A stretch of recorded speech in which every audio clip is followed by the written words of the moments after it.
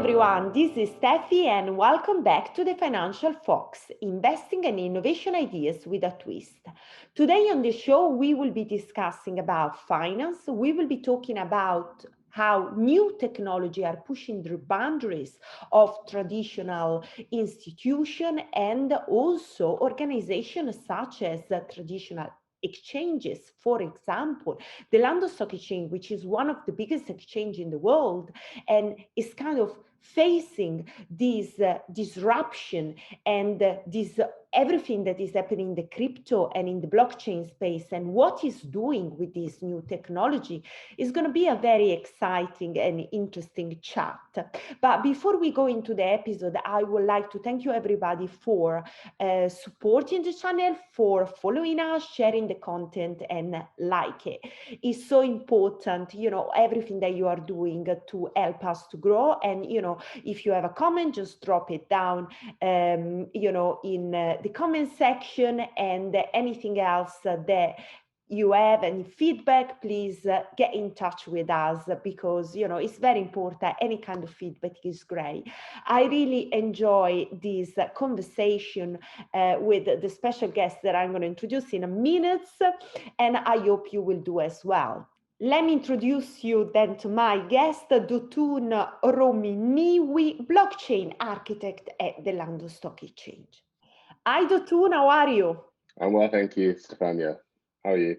I'm fine, amazing. So this is going to be a very interesting chat because, we are going to be talking about crypto and blockchain where, you are actually heading the team of innovation at the London Stock Exchange, isn't it? Yeah, specifically around blockchain technology and other emerging technologies in terms of exploring, what are the potential use cases for adoption of this tech, both to service our businesses as well as our clients' businesses in creating new products or services, or looking at, new digitization of operational procedures to create new efficiencies within the businesses. So, yeah. Okay, fantastic.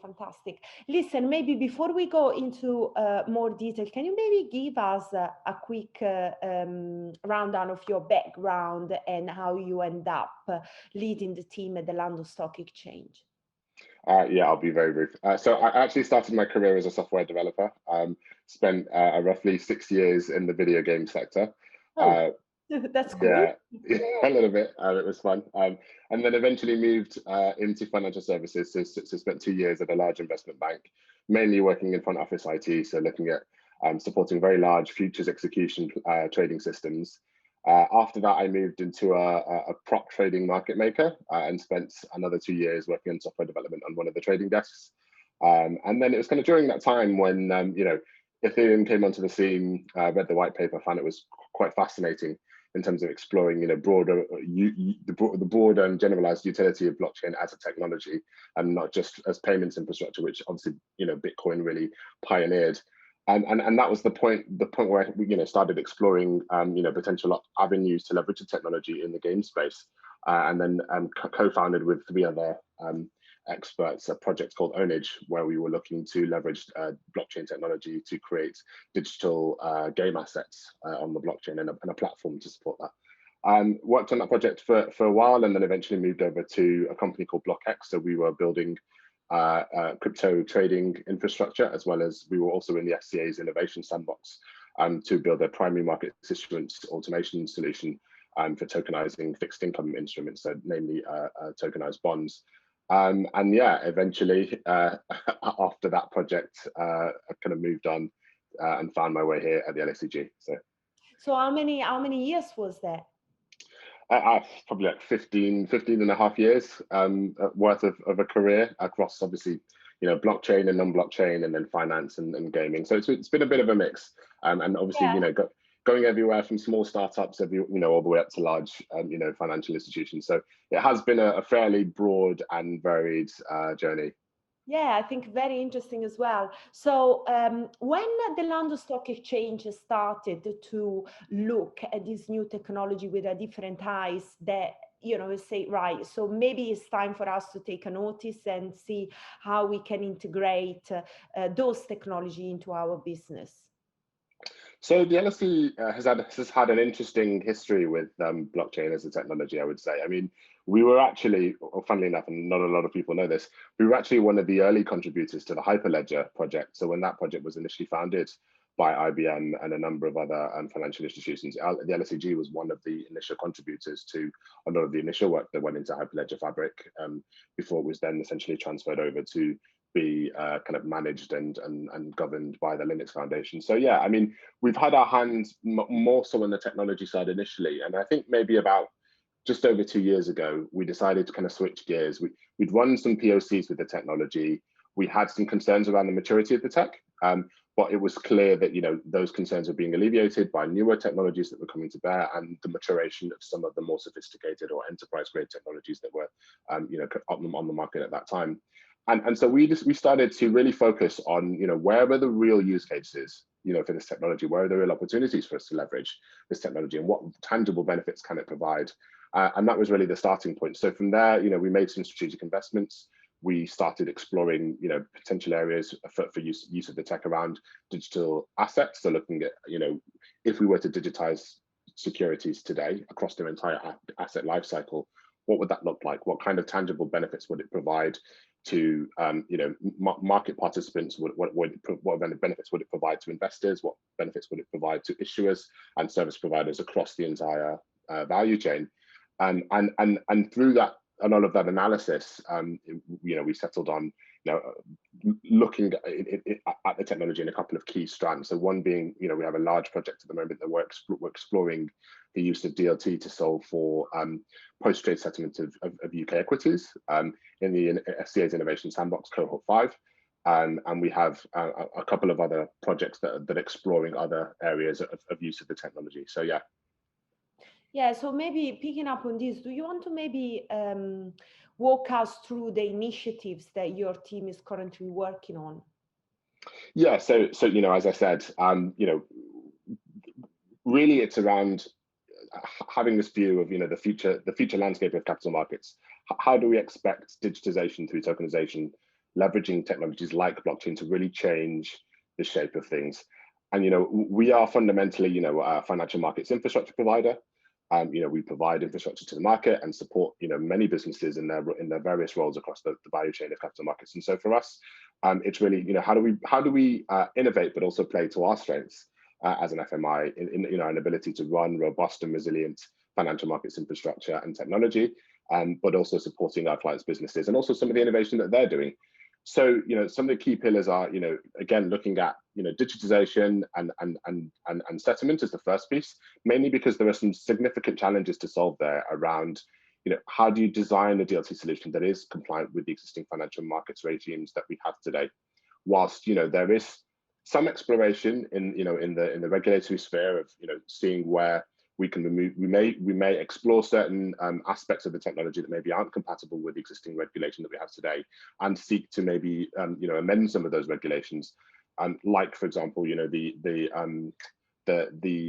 regime draft that was put out by the EU Commission specifically around prototyping financial markets infrastructure with blockchain. And then similarly, on the other side, you've got the MICA proposal that was put out around markets in crypto assets, specifically looking at, how can you create a comprehensive regulatory framework around cryptocurrencies and other digital instruments that are not classified as financial securities. And so, but a lot of that is what is, it's much further down the road. And so for us, really the challenge, was if we were to re-platform today some of our own infrastructure or provide new infrastructure to support the existing rails for public markets, for example, for primary and secondary, but in a wholly digitized workflow where everything is connected end to end, how would that look? How would we solve for providing full compliance with the existing regimes? What problems would we need to solve? And so a lot of the work that we've done, on the technology side, we solve problems, but again, a lot of those problems are fairly neatly solved by the technology. But a lot of the real challenge has come through, looking at through that regulatory lens, understanding, the CSDR regulations in the EU, understanding the USR's regulations in the UK, understanding the Companies Act and how that's relevant, and really trying to explore, where are the key areas of friction where technology rubs against, regulation that, whilst is not necessarily technology centric. It's defined to be technology neutral. It does, in some ways, intuit certain assumptions around market structure, certain assumptions around how services are provided, with a view that you would expect to have some kind of intermediary to fulfill that role. Whereas obviously we know in today's world, technology can in many ways enable that within a fully disintermediated context. However, we still have to accept the realities of regulation, and therefore we've done some exploration around that. So that's been our biggest project today. We have some other projects that are still fairly early, very much exploratory, but are definitely taking shape, that are maybe less digital assets focused, and are maybe looking at a broader utility of DLT as a cross-organizational workflow optimization tool, or systemization tool, should I say, or automation tool, and mainly kind of leveraging off the benefits of the immutable ledger for sharing of data, having independent entities to come together in a semi-trusted way to have full data lineage that's verifiable, and you can leverage the consensus mechanisms to enforce learning repudiation across that network. So there are some interesting areas there, but really when we look across the digital asset landscape, there's lots of opportunities to really see how this technology could add value. And so we look at on the primary market side, digitization allowing for fractionalization of, let's say, more illiquid instruments, allowing for better and more efficient cap table management and sharing of that data across multiple institutions in the space as kind of a single source, which can benefit clearing in bilateral trades. It can benefit reconciliations between organizations that have to manage trade flow of instruments within the private markets. But then on the other side, as assets move into being listed on MTFs and being traded in a public market, it can solve for lots of there are lots of interesting opportunities to once you have those assets sat in depository in a digital depository form, having a form of almost real-time settlement that then enables institutions to minimize much of their existing infrastructure that they would use for reconciliations of trades, because you have essentially a single source real-time feed that gives you a clear picture of your positions at any given time, and that has other implications. And similarly, when we look at settlement windows in terms of the standards today being kind of T+2 for most instruments in terms of how they're traded, there may be, and this is very early exploration and requires much market validation, there may be opportunities to narrow that window down, right? So you could go to T end of day, you could go to instant settlement potentially, but there are implications on how that affects how large member firms actually trade these assets, and so it would really be up to them to articulate the value proposition to them. But there may be an opportunity there to provide for better liquidity management, better narrowing the requirements for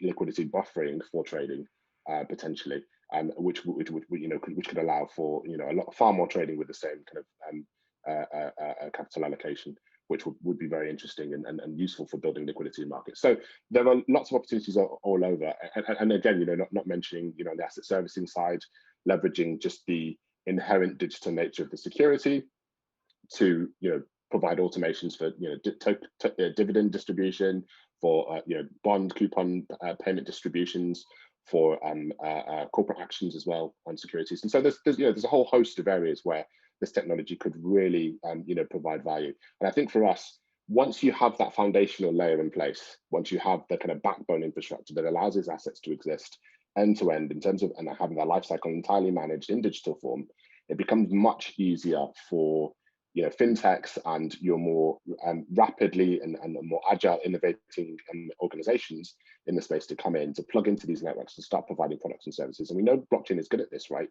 They're leveraging the composability of smart contracts, because we see this in the non-regulated space. We see this with DeFi being a great example. We see this with crypto, with the crypto markets and crypto assets. So yeah, there's lots of opportunity, I think, further down the line where the real benefits of this technology will really come to the fore.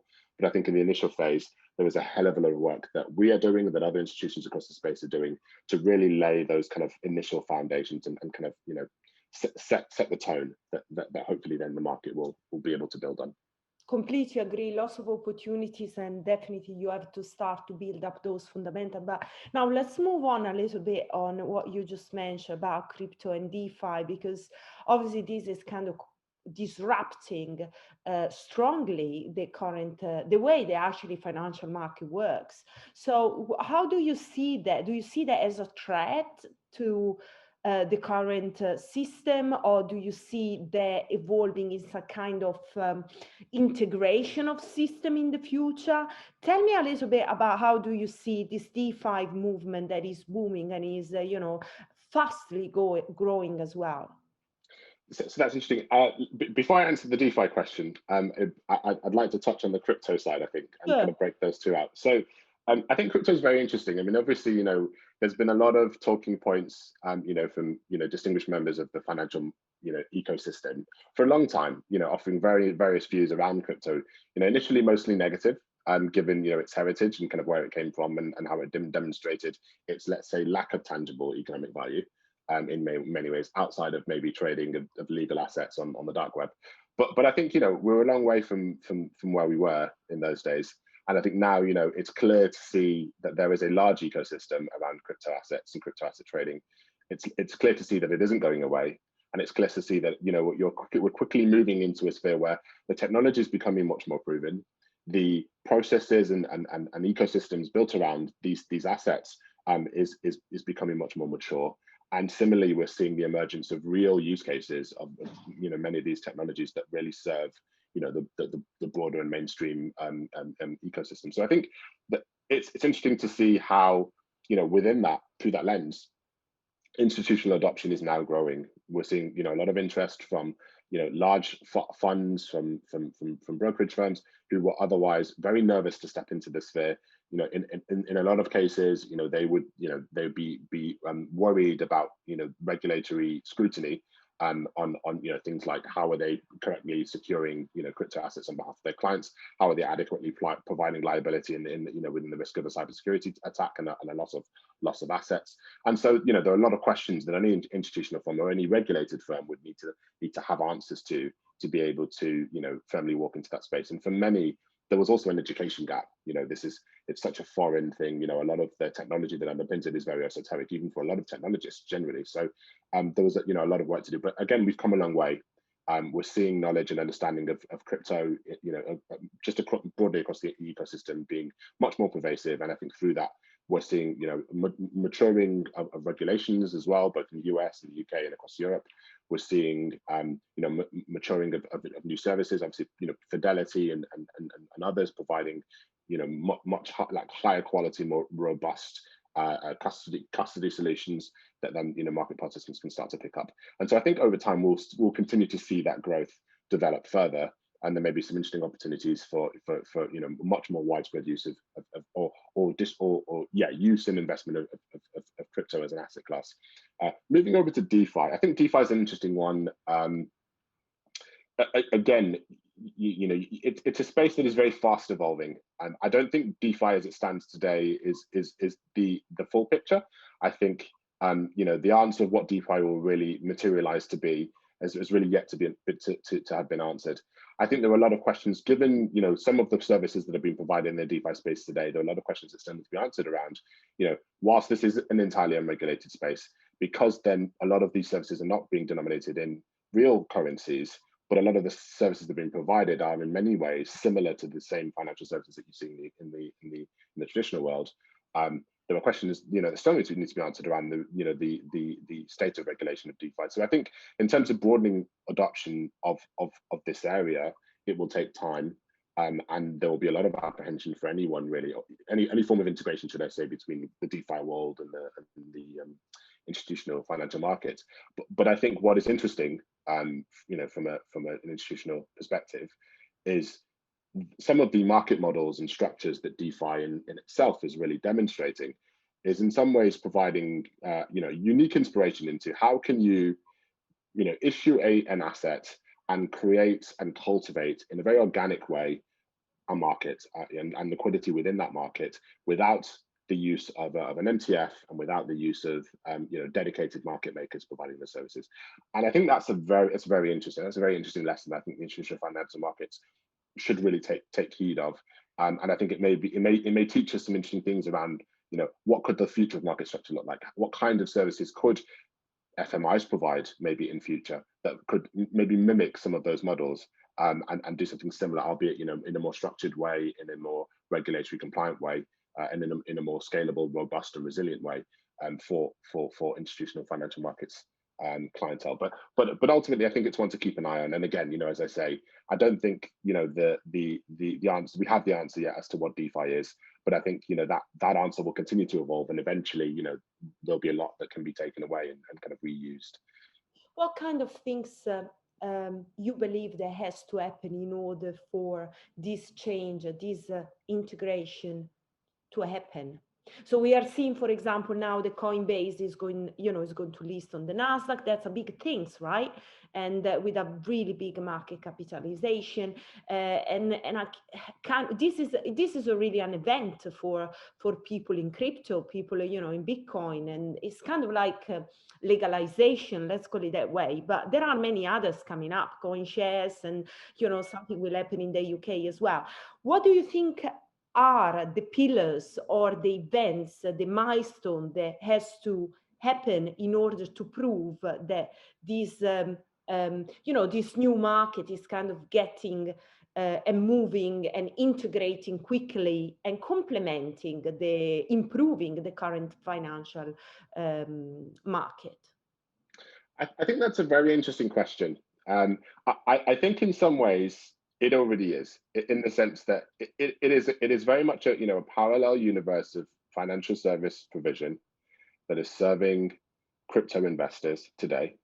And there are a lot of them. Clearly, you look at the market caps of all of the major coins today. There's clearly a lot of investment going into these assets.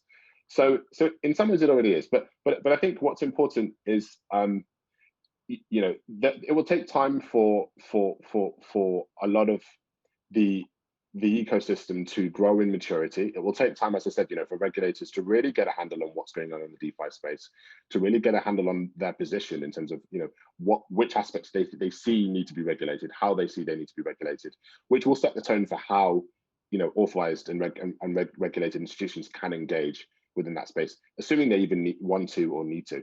But I think what will be interesting is you will start to see, with the growing adoption of crypto assets into the institutional sphere, a likely growth or interest in some of these DeFi style services, whether that be from your kind of unicorn DeFi startups that mature into larger entities similar to Coinbase, and then maybe gain a lot of investment and start to create new services that are much more robustly regulated and directed towards institutional clientele, or whether it be existing financial markets players who create new services that again mimic the structures and technologies of these DeFi solutions, but are much more specifically orientated to the financial markets. I think what's important to realize is it's very difficult for financial players to engage in an unregulated space with respect to kind of these crypto ecosystems. And I say that because, when you have large pseudonymous networks where you don't necessarily have any clear, concrete picture of who you're facing off to, specifically in the context of, open blockchain protocols, and also, in the context of, let's say, decentralized service providers as well, right, on these networks, it becomes very, very difficult for any regulated or authorized institution to be able to remain compliant with their obligations, because ultimately they need to ensure that no matter what happens, they know exactly who they're facing off to at any given time. And so without solving, basically that's a gap that needs to be solved for there to in any way be a real bridge between the crypto markets and the existing financial markets. And that's why I think in many respects you will always have that clean separation. And maybe there may be service providers that provide those bridges and solve for the kind of KYC and identification of users as they pass value between those two networks. But there will always need to be a separation, because on the one hand, you have a market that is focused on openness and providing value to anybody and everybody and democratizing access, whereas on the other hand, you have a market that needs to be stable, that has systemic and economic importance. In doing so, it needs to be fair and needs to be managed and regulated well. So obviously institutions here, they play a big role, but we know that the power is also in the hands of retailers. So um, let's say it this way, right? Now we see that Facebook is considering his, digital wallet and it is coin. So who do you think will be the leaders of this space? Do you see more like a Coinbase type of company, or would you see somebody with a much more bigger user base, for example, Facebook or Google? We are not talking about those names because they are not in crypto yet, but they maybe are working on it. Do you see them to be the leader, or do you see something else? I think it's very difficult to call. So put it this way: history has shown large incumbent, enterprises in any sector have a lot of power that they can leverage and a lot of influence that they can leverage to push products and drive value into the hands of their customers. And so, and hence, this is demonstrated by, as you say, Facebook's entry into the crypto space with the Libra or now Diem project was met by fairly rapid resistance with a lot of regional regulators and governments, specifically due to the systemic risk of such a large player who has such a huge user base, literally billions of users, which would provide instant access to bringing, a very large proportion of the global population into the world of crypto. And that in itself poses some very tangible risks, given the potential scale of adoption that may bring, but also contrasted with the clear immaturity of the technology, but not just the technology, the economic implications of some of the technological and solution designs that much of this is predicated on. Crypto is still very, very new. A lot of the products and services that are being developed are being done so on very academically centered models of token economics, for example. And some of this, whilst is being proven on the small scale, there's no guarantee that this can really scale up well, whilst in the same time putting the same consideration towards the risks that would be posed to investors. And without that level of diligence that we clearly haven't seen when we look back at the 2017 crash in the crypto markets, without that level of diligence either being enforced by regulators or by the market itself, that poses a huge risk when you start to bring tens, hundreds of millions of users onto some of these technology platforms. And so I think whilst there is a part to play for the Facebooks of the world, and I think there's much success that they can gain relatively quickly, they will face fierce resistance to be able to move as quick as they would normally do in driving new products and new services to market in a much more unregulated context, because ultimately, that whole ethos of move fast and break things just doesn't work in financial markets. However, I think on the flip side, we are, as I said earlier, seeing some very interesting use cases of the technology emerging, very interesting opportunities to prove the value of blockchain and the value of digitization to solve real world problems. And I think what you may see is more of the kind of organic growth of unicorns from a very grassroots style movements in proving out some of these models, proving out the value of some of these services, and some of those expanding and growing and developing over time. But again, even with all of this, the technology is still very nascent. I mean, there are still hard limits with Ethereum, as a technology in terms of scalability and resiliency. There are still hard limits with all of these protocols, and whilst there's progress looking at Ethereum 2.0 in solving for some of those issues, again, it will take a lot of time, before for them to be tangibly solved, before these networks can realistically scale to service the kinds of kind of mass user bases that they're really aiming to attract.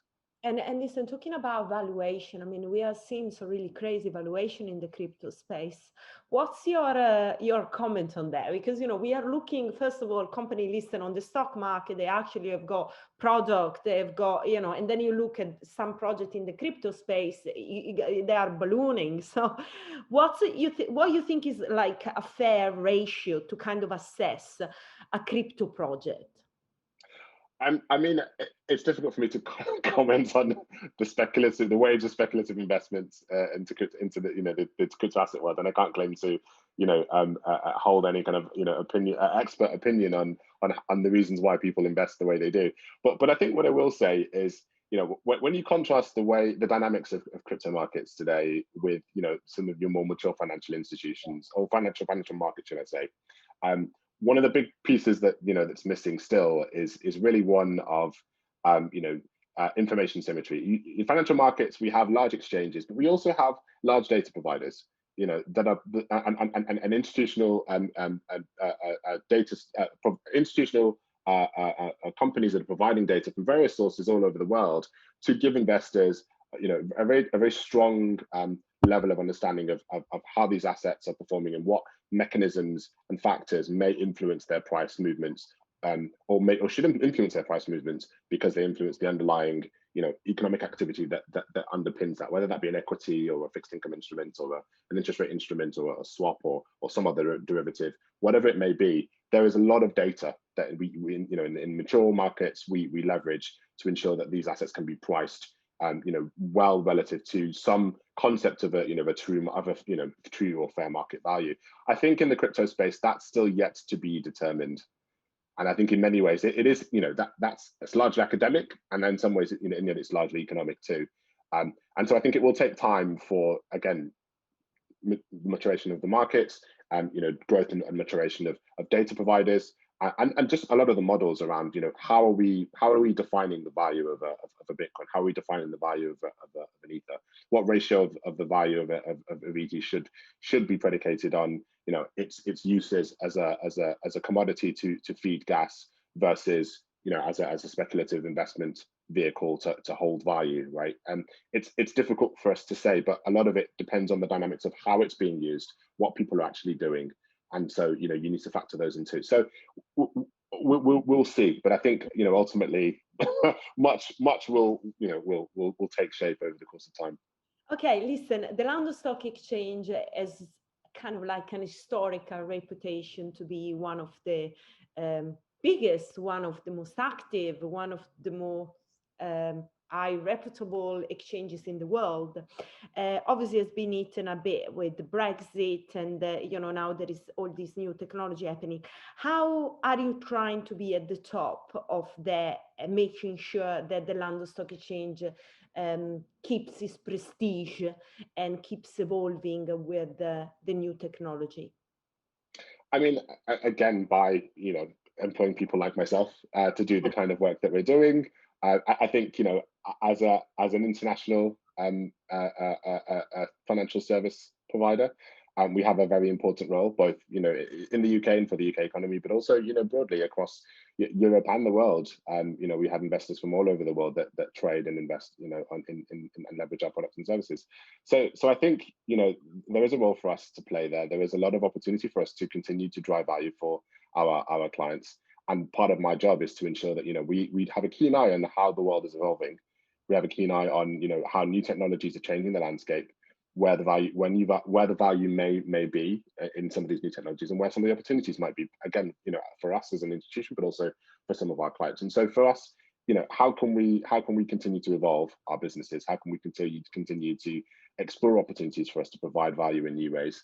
And then how do we drive that forward and execute? And talking about maybe sectors and industry that you see are emerging stronger out of this pandemic, for example, and now also they are changing the London Stock Exchange base of client. Let's go that way. Obviously, we have the technology pushing that maybe the London Stock Exchange is kind of catching up with the Nasdaq. But any other kind of sectors that you see they are developing and they will be the drivers in the future? I think it's difficult to say. I mean, obviously we've had the big shock of COVID that and there's a lot of speculation about how that may change the landscape, right?